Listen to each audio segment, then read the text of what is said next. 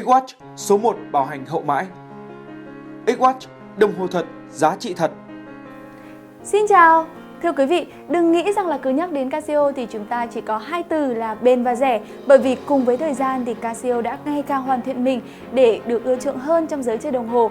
Bằng chứng là ngay bây giờ sẽ là 3 dòng đồng hồ Casio đeo tay không bao giờ lỗi mốt. Các bạn thử đoán tên xem có đúng không nhé! 1. Casio Edifice, đồng hồ dành cho phái mạnh. Nhìn vào Edifice, chắc chắn người dùng sẽ cảm nhận được hơi thở hiện đại mà hãng muốn truyền tải.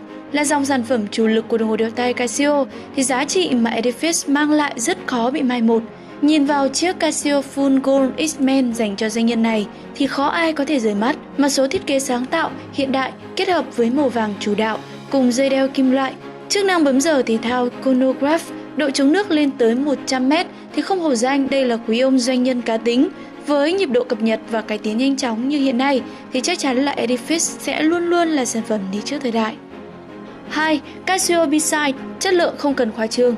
Có lẽ các bạn sẽ ngạc nhiên khi mà những chiếc đồng hồ đeo tay Casio Beside luôn được ưa chuộng trong thời gian dài, không có những quảng cáo khoa trương, cũng không có sự đầu tư rầm rộ. Casio Beside thuyết phục người dùng bằng chất lượng bên trong và sự hài hòa cảm nhận bằng trải nghiệm thực tế.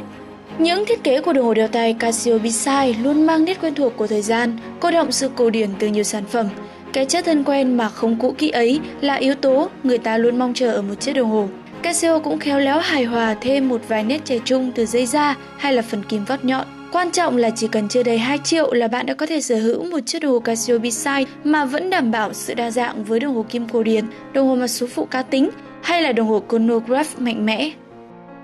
Cuối cùng là một mẫu đồng hồ đã quá quen thuộc và gợi nhớ đến tuổi thơ. 80% các bạn sẽ đoán sai cho mà xem. 3. Casio Gold, lưu giữ ký ức. Đây là dòng đồ quá đỗi thân quen với chúng ta vì nó được lấy cảm hứng thiết kế từ những chiếc đồ đeo tay Casio F91W hay là F94W một thời. Tuy nhiên là để cho thời trang và sang trọng hơn thì Casio đã đưa ra những thay đổi thông minh về thiết kế bằng lớp vỏ mạ vàng sắc sảo.